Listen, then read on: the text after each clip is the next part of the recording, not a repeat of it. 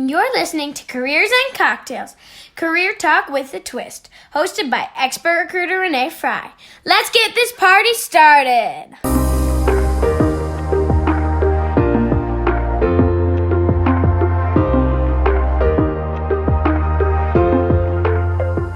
Hey party people, welcome back to Careers and Cocktails. Today we have Stacey Stratton, who is one of my dear friends, and we know she loves everything bubble, so we're sipping on some Prosecco again in our Riedel champagne flutes and loving life. But let's talk about her wonderful set of awards and accolades. Stacey is president and CEO of True Talent Group, the fastest growing creative and digital staffing recruiting agency in Minneapolis. She speaks regularly on how she's built a multi-million-dollar company and the latest in talent trends, leaving audiences inspired and empowered. She's also recognized as a Real Power 50 award winner by the Minnesota Business Magazine, Enterprising Woman of the Year award by EW Magazine, Top 40 Under 40 honorees by the Minneapolis-St. Paul Business Journal, Exceptional Businesswoman for Dakota County, Top 25 Woman to Watch by the Minneapolis-St. Paul Business Journal, winner of the NABO Emerging Business Woman of the Year Award, among her company True Talent Group winning numerous Best Places to Work awards. Holy smokes. We have the Stacey Stratton Rockstar live and in front. Cheers to those accomplishments. Cheers. Thank you. Super blessed. Super humbled to be here. Thanks for having me, Renee. Absolutely.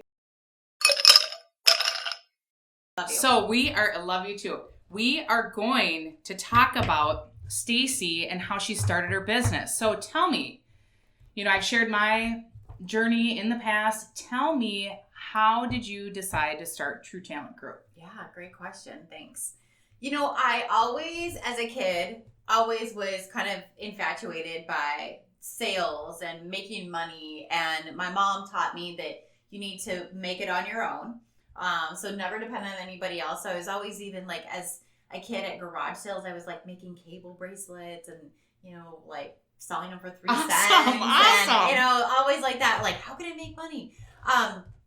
And so, always, I think it's just kind of the entrepreneurial stuff has just kind of been inside of me. My dad owned a couple companies too. And I don't know if I just kind of got that entrepreneurial, like maybe like juice coming out of my mom or whatever it was. But then, as I was going through my journey in recruiting, I was working for a company that had been under $1 million when I got there, and we had grown it. And I was always like, if any business, like, I think if I go into a restaurant too, I'm like, if it had this or that, or, I'm always thinking about how things could be better, right? Or that they're doing a phenomenal job. But I'm always looking about how things could be improved no matter where I go. And so I was working for this other company, and I was thinking about all the things that could be improved and all the things that people say about recruiters, right? That, they place people, they don't care about them, and that they don't have any relationships with them. And, like my thing is we're coaches, we're consultants, we're here to give you the info. Mm-hmm. People don't hire a resume, they hire a person. So all those things that we could do to help people, and just really wanted to do it a different way. And one of the things that I should have my a different pair of shoes on, but one of the things that was a major thing was that we got a new employee handbook that said no open-toed shoes.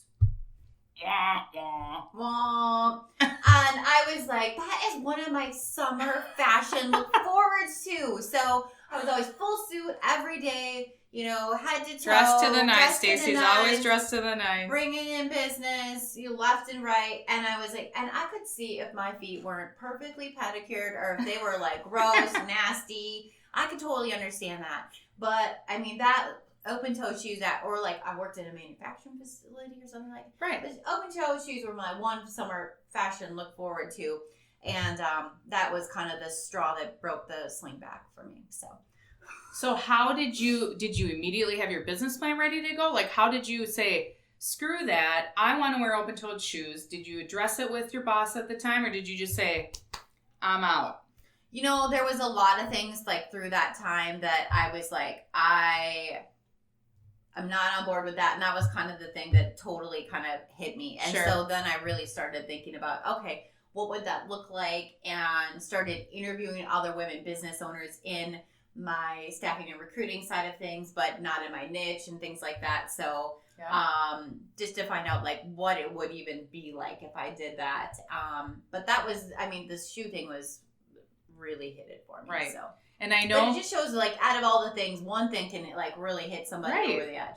Well, and it's the little things. And if you aren't aligned, find the next opportunity. Absolutely. Oh, that is a really good one. And, you know, and I mean, a couple things on that. One, the grass isn't always greener. Sometimes you need to water your own grass. Right?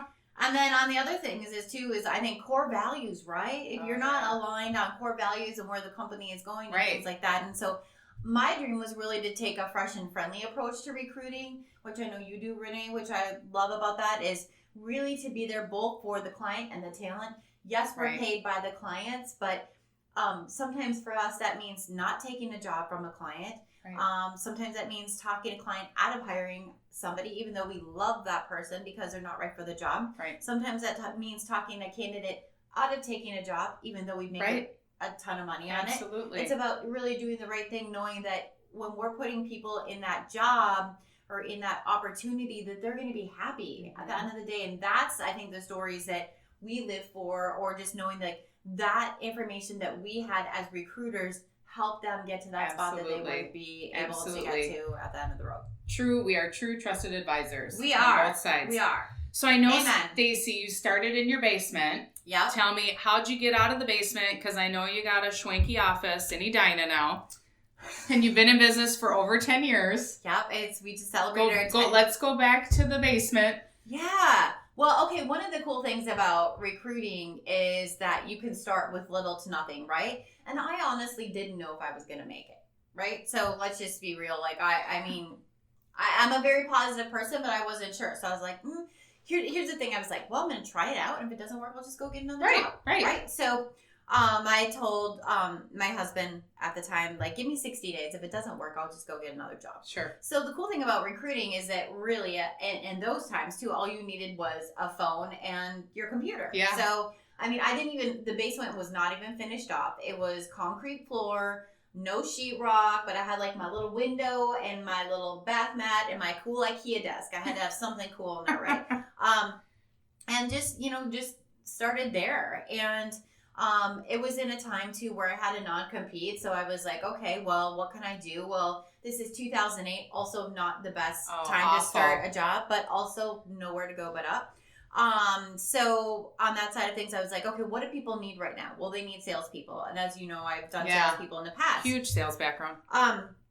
But then I was like, okay, who needs the most help right now? Well, whose business is dying? And so I started doing like commodity businesses, like printing and like supply businesses and things like that, and helping them fill those, but also being real to myself about going in and telling clients like, hey, if you needed a salesperson to save the day, you needed to have them in 6 months ago, and if you are bringing in a salesperson and you need their revenue, know that it's probably going to take 6 months to a year for them to bring it in, and probably only 50% will come in. So, again, being really super honest on that, which I think a lot of people appreciated, but then also... You're a true strategic partner. Yeah, I mean, I lost out on a lot of jobs, but I'm like, okay, well, I just wouldn't feel good about placing somebody in knowing that that's what would happen. So I did sales placements for the first year of my non-compete. Until my non-compete came up, and then I went back to my clients in marketing, creative, and digital. Told them that I was all set to be their favorite partner again. And then again, 2009, what they said was, hey, we don't have the funds to do permanent placement. Can you do contract? And I was like, oof, okay. That means I got to payroll people. And so when Medtronic talks to you and tells you that, you don't say no. But going back, I'd only been in business a year. So I go to Wells Fargo and I was like, hey, I'm going to need a line of credit, whatever. And they're like, no. Right. Right? No, Because you Stacey have to Stratton. have money to get a line of credit. Yeah. Which is something I learned being in business Right, as well. right, And I'm like, right. well, where am I supposed to get the money? Right. So then I went through as somebody had introduced me to SCORE and the SBA list or whatever. I went down that. First one was Anchor Bank, Apple Valley. That's where I lived. They said, bring in your business plan. Clint Hoopa, I just want to give you a shout out. Woo-woo. And who now works at Wings. He just was so amazing to me, gave me a line of credit. And that's how, going back to like kind of being flexible, nimble with starting a business, like, yeah, I'll figure it out. So that's how we really started doing both contract and perm in marketing, creative, and digital. And the contract side of things really escalated me. And then I think maybe it was like the next year I moved upstairs.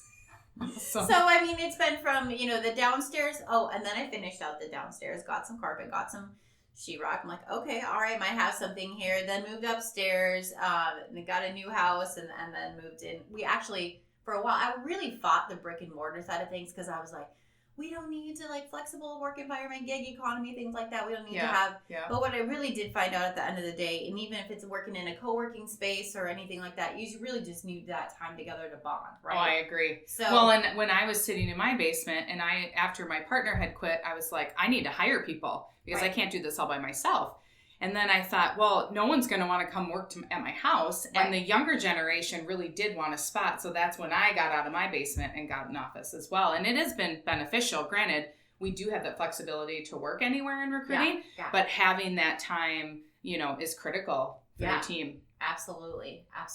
Awesome. So then how long have you been in your office? So we've been in our office almost 4 years now. Awesome. In Edina. We're looking at our next space to expand. So super excited about that. Awesome. Yeah, it's been really fun. So tell me, or tell the listeners, when, we have incredible obstacles that we have to face as business owners. And I would say there's so many people that have this dream about starting their own business, and they either don't take action or they do take action, but the ones that do take action don't realize it's a constant, you always have to be doing business development.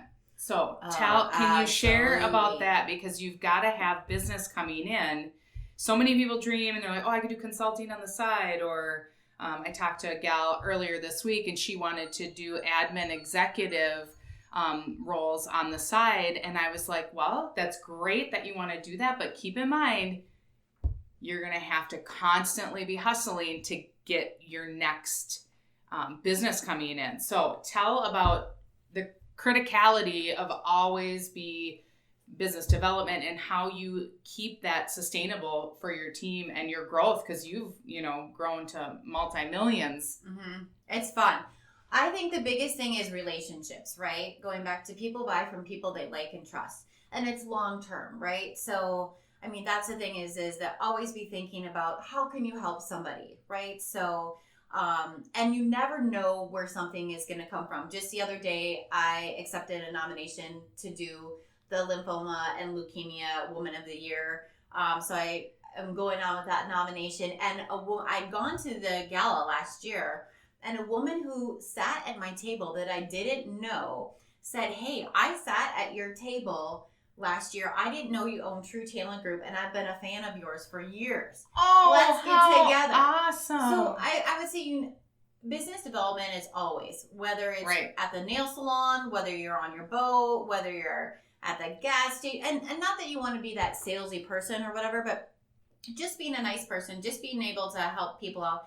And then just knowing that, like, you are your client's best partner, right? And so I would say both our talent and our clients, friends, connections, just brand ambassadors, it's just always thinking about, like, putting that relationship together and making sure long-term that, you are investing those relationships and not letting them go, and making sure that you're doing the best by your client. So I would say on the business development side, it's always tell people what you're doing. You never know. You never know who you meet. And I always tell people that, even at jobs or doing anything, it's like, you never know who you're going to meet and where it's going to take you. Right. Absolutely. So I think that's the biggest thing on business development is one, having the relationship, I mean, 2, you've got to do the right thing always. Always. Right? Like having the integrity, truthful, trusted, accountable.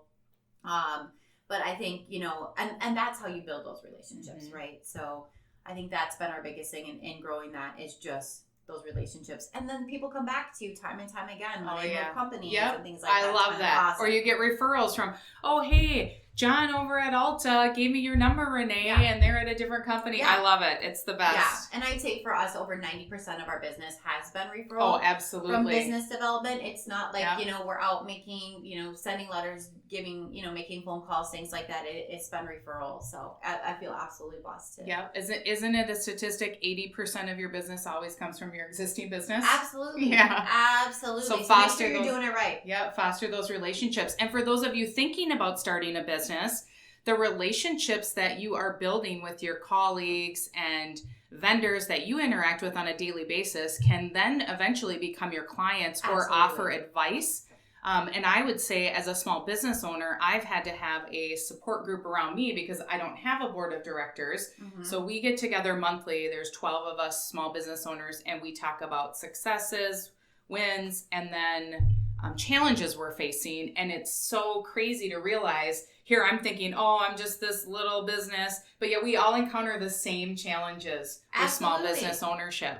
So who do you lean on for that support in your business, Stace? Yeah, great question. So when I was starting out in my basement, I was like, whoa, okay, it would be easy to like go upstairs, throw something in the crock pot, throw something in the laundry, like maybe watching the Restless. But so it's easy to do that, right? So I was like, I need somebody to hold me accountable. So like you, I just put together an informal board of directors that I reported to every 6 months. And that was my lawyer, my banker, my marketing person, my insurance person, just putting those guys together and giving them a stipend and doing dinner every 6 months gave me something like, whoa, I'm going to have to report to these guys what I've been up to. Yeah. And then I could ask them many questions like, here's where I'm struggling. What do you think? So I think always having somebody when you're accountable or accountable to, when you're the boss, is really important. And then now, like I've been in a couple groups like WPO. Right now I'm in Vistage. But again, like having those people who make you feel normal is huge. And I think that at any leadership, like we also hold roundtables at our companies for VPs, CMOs, directors, things like that, where the power of networking and connections. Oh my gosh. It is invaluable. What drives business. It drives your career. It drives everything. But just to kind of have that core group of people who, like inspire you, empower you, say, hey, I've been through this. This is what you could do.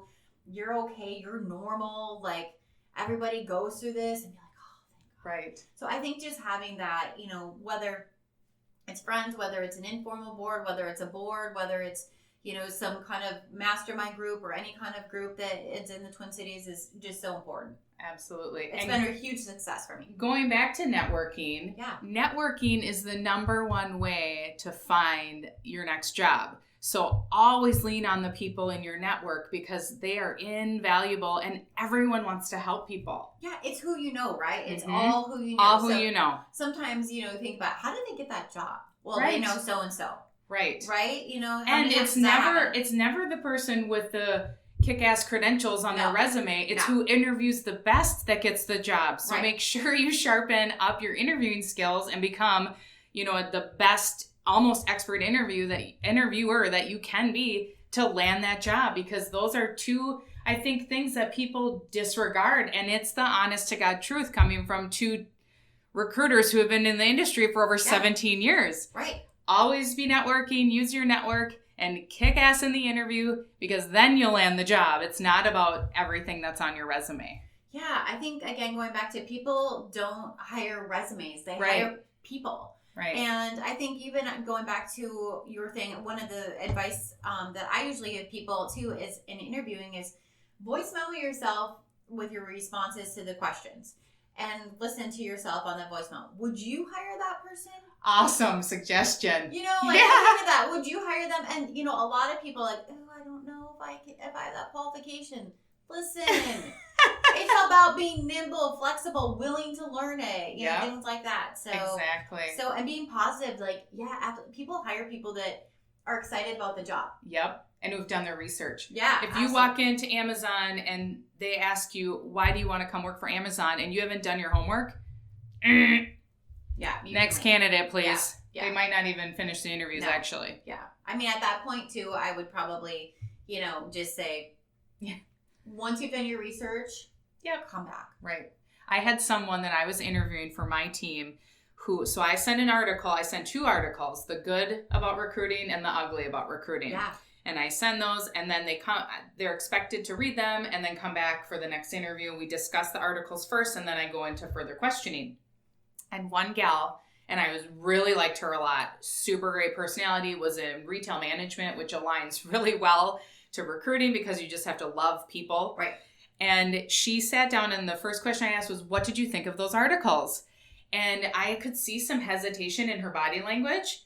And I thought, oh my gosh. No, but she tried to fumble through it. Yeah. And then she fessed up and said, I'm sorry, Renee, I didn't have time to read them. And I was like, oh my gosh, if you would have said that first, like, hey, I didn't have time to read them, I would have said, no problem. I'll step out. I'll give you 5 minutes. I'll come back and we'll discuss it. Mm-hmm. But instead she tried to lie. And I have no tolerance for people that lie, cheat, or steal things and don't have integrity. I have no time for that. Right. So I was like, well, you know what? Unfortunately, I'm not interested in moving forward. Just save us both the time. That is a huge thing, too, because, like, I know the fake it till you make it. Yeah. Is something that comes along. Right. But you can fake, like, I can figure that out or whatever, but don't lie about it. Right. And the funny thing is, I spent so many years at Target Corporation, and a lot of the leadership team would say that fake it till you make it. And I never truly understood what that meant until I realized, you take the step. And say I want to be, at Target, I was a senior recruiter and I wanted to be an executive recruiter. Right. Well, I have to figure out how to start thinking like the executive recruiter, how to operate at that level as an executive recruiter. So then that's faking it until you make it in my mind, is emulating those people. And then eventually you'll become it. And I actually did, but I was pretty strategic, and I had mentors at that level and other leaders that were mentoring me to make sure I could get to that level. But there are times you got to take that step out when you may be uncomfortable to take on more projects, and you'll work through it. But that's the fake till you make it. I mean, yes, don't lie. No. But you can stretch yourself to emulate those people. Absolutely. Which is what they were talking about. But there were so many times I was like, what is this fake it till you make it bullshit? I'm like, what does that mean? Right. Absolutely. And for people who... I always think about ourselves as brand ambassadors. I am the brand of Renee Frey. You are the brand of Stacey Stratton. And how I come across to the world every day, that's why I put on my makeup every day. Right. That's why I wear lipstick everywhere. That's why I do my hair and I wear nice clothes. And then I feel better and I'm more confident when I look good and I'm put together, which I think also can be fake it till you make it. So if you don't have the confidence today, but you want to be more confident, throw on some lipstick or wear that funky tie, put yourself together and show up how you want to be in the future. That's so huge. And you'll grow into that person. That's so huge. I mean, I'll tell a story. I mean, everybody who knows me knows I'm very transparent and authentic. And so, when I was in the basement, I had also just kind of unexpectedly had a baby. And so everything, that was not part of the plan. But so then, I'm sitting here in these like Target maternity suits and like these, Gap t-shirts with, spit up all over them. And I was telling my hair person that I was like, I really need somebody to help me with some clothes. I don't even know what's cool anymore. I don't have any, I'm on no sleep. I don't know. I want to build this business, but I feel really crappy about myself right now. So I had a gal come in who's still a very great personal friend of mine and go through my closet, and she took out 6 garbage bags of stuff. Oh my gosh. And I was like, oh my God. And she's like, girl, you want to look like, or you want to make $1 million? Yeah, you got to look like $1 million. Yes, and I was exactly. like, but I don't have $1 million. Doesn't and she's matter. like, doesn't matter. Yep. And so, we would work with stuff from Target and TJ Maxx and things like that. And And it was so true. And it's like all of a sudden you carry yourself with a different level of confidence. And even so, we tell people sometimes like, go get your hair done before an interview. Go get a new shirt. You know how you feel like when you have a new shirt or that perfect shade of lipstick. I mean, it's as little as a lipstick, a tie, scuffing out, your shoes or something like that, or just, a little encouragement. So, but I think you do have to dress the part. You can't go in and expect to be, a CMO, and a pair of, dirty pants and a, O'Neill t-shirt. I love it though. You have to look like $1 million to make $1 million. Exactly. I love it. So, Stacey, tell me, what would you tell your 20-year-old self today? Oh my gosh, that is such a crazy question. Shit, I don't like that one. Come up with another one. What? Okay.